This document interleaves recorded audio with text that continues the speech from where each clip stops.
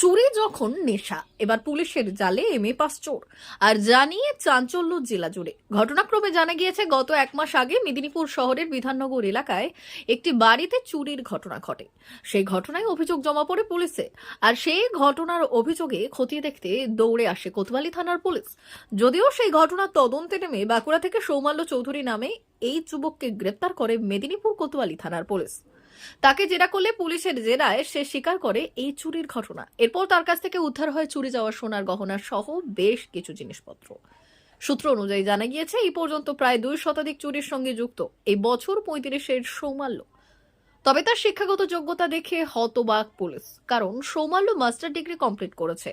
Police সূত্রে এও জানা গিয়েছে এর আগেও সে বিভিন্ন জেলায় একাধিক চুরি করেছে এবং চুরির ঘটনা স্বীকারও করেছে। তবে এত শিক্ষিত হয়েও সৌমাল্য কেন চুরির পেশাকে বেছে নিয়েছে তা নিয়েই দ্বন্দ্বে পুলিশ। প্রসঙ্গত উল্লেখ্য, এই সৌমাল্য চৌধুরীর বিরুদ্ধে এর আগেও চুরির অভিযোগ রয়েছে। যদিও এই সৌমাল্য চৌধুরীর ঝুলিতে রয়েছে এলএলবির মতো ডিগ্রি, রয়েছে ইংরেজিতে মাস্টার ডিগ্রি।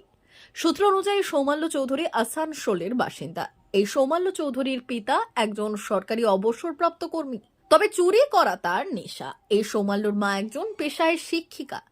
সূত্র অনুযায়ী এও জানা গিয়েছে সৌমাল্য মূলত স্কুল জীবন থেকেই তার এই চুরির নেশা।